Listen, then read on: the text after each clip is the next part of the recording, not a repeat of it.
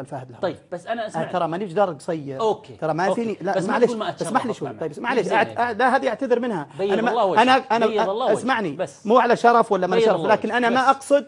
انا ما ابغى اقابل الرجل. انا ما ابغى اقابل الرجل. رجل يسيء لك، رجل همه الهريفي والهريفي هم النصر. وش حستفيد لما يجيني يقول لي انت كذا انت كذا انت كذا؟ يا اخي انا عندي راي وقلته. هذا اللي خلاف رياضي. انت اعتذرت من الكلمه بس بيض الله وجهك. بس ما هي زينه. انا ماني اسمعني محمد، انا ما هي زينك الحلقه يطلع لا خليه يجي وخليه يقابلني وخليه. يا اخي انا بقولها لك على الهواء، انا مصرح لك. انت ما شاء الله تبارك الله ما تستحي من شيء وتبي تقول كل شيء. انا مصرح لك في حسابك تقول كل شيء عني. طيب اكثر من اللي سويته. انت اللي فتحت هالطريق لنفسك.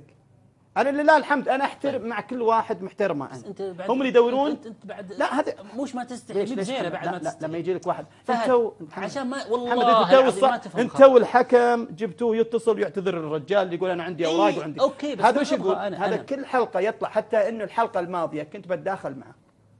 اولا في بعض نقاط الطرح اللي هو قاله عن اعضاء الشرف وعن الادارات السابقه وعن بعض الاشياء، وفي نفس الوقت عن اني بقول له يا اخي الزميل محمد العرفج كان هنا. الزميل محمد العرفج كان هنا ورفض مداخلتي. اي من حقه، هو مقدم البرنامج يرى المصلحه العامه انه ما يبغى تصير مشاكل. على كل حال اذا كان على الكلمه هذه على الكلمه هذه انا بغض النظر يتشرف ولا ما تشرف به، انا اعتذر عن هالكلمه ولا طريقتي ولا اسلوبي اللي انا اقول هالكلام من النرفزه. لان انكم وقفت الرجال وانا متصل على القناه ولا دخلوني.